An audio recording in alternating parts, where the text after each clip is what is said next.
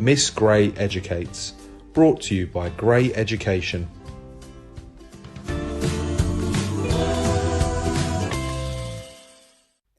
Billy's Bucket by Miss Gray and Garry Parsons.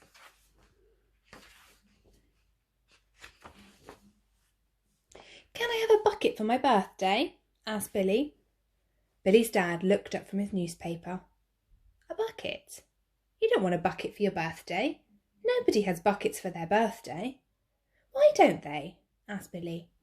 "Because, Billy," explained his mum, buckets are far too buckety to be a birthday present." But Billy wouldn't be persuaded. "Please, can I have a bucket?" he asked.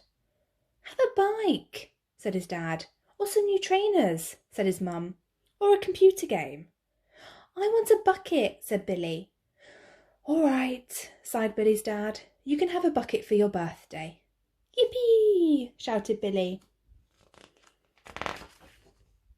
The next day, Billy and his mum and dad went to Buckets R Us. There were buckets of buckets at Buckets R Us.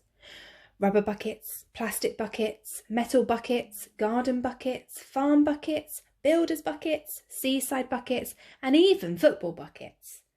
Billy's mum and dad followed Billy up and down every single aisle. "What sort of bucket are you looking for?" they asked. "I don't know," said Billy, "but I'll know when I see it."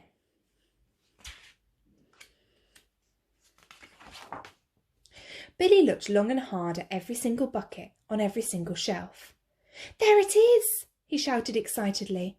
"That's the one I want." Right up there, 19 shelves up, 78 along from the left. Billy's mum and dad got someone to help them. "They all look the same to me," said the shop assistant. "No, that one's special," said Billy excitedly. When Billy got home, he ran straight into the kitchen and filled his bucket with water. "Wow," said Billy, peering inside his bucket. "I can see a rock pool with crabs and seaweed and little shrimpy things." "Of course you can, Billy," smiled his dad. "Wowee," said Billy. "I just saw a shark." "Of course you did, Billy," laughed his mum.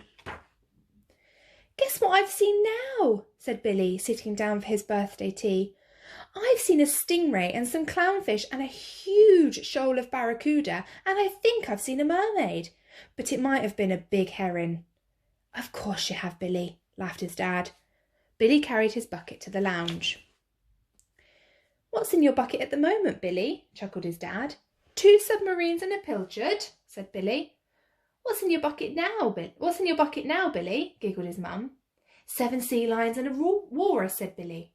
"Of course there are, Billy," laughed his mum and dad.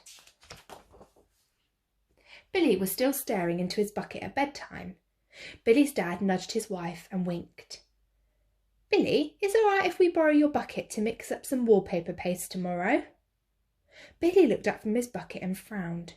"No, it isn't. There are dolphins in my bucket at the moment. You must never borrow my bucket." Billy's mum waited a few moments and winked at her husband. "Billy, is it all right if we borrow your bucket to water the roses with tomorrow?" Billy looked up from his bucket and shook his head. "There are 2 scuba divers in my bucket at the moment.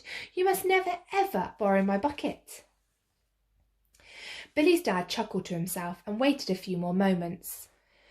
"Billy, is it all right if I borrow your bucket to clean the car tomorrow?" Billy looked up from his bucket and sighed. "No, it isn't all right. There's a coral reef in my bucket at the moment. You must never, ever, ever borrow my bucket." "What an imagination," laughed Billy's mum and dad. "Time for bed."